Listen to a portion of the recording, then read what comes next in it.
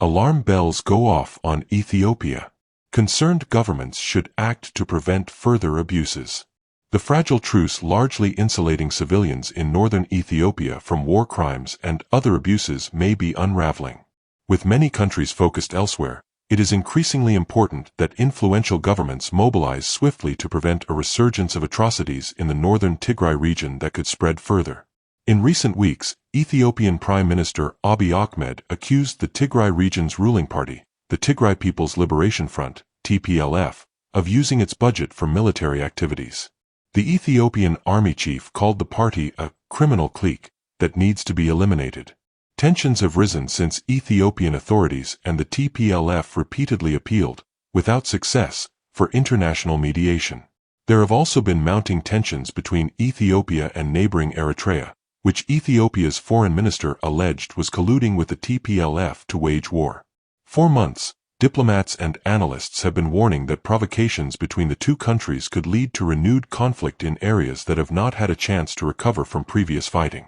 The 2020 to 2022 conflict in northern Ethiopia, which spread from Tigray to the Afar and Amhara regions, was marked by serious atrocities, claimed the lives of several 100,000 people, displaced millions, and destroyed critical infrastructure.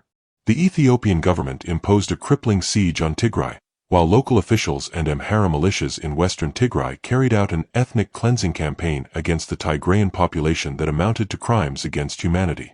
In November 2022, Ethiopian authorities and the TPLF signed an African Union-brokered truce.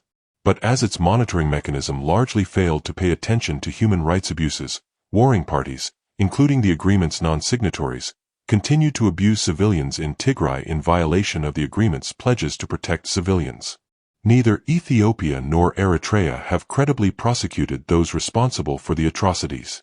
The United Nations, capitulating to pressure from the Ethiopian authorities, failed to renew an international inquiry on Ethiopia in 2023, in favor of a domestic process that has all but stalled. Now is the moment for diplomacy and de-escalation. The key guarantors of the truce, the African Union, Kenya, South Africa, and the United States, and Ethiopia's partners should immediately mobilize to prevent further human rights abuses, and the AU needs to publicly report on violations of the truce, including against civilians.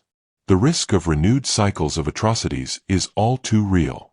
The above article was published today, November 21, 2025, by Human Rights Watch.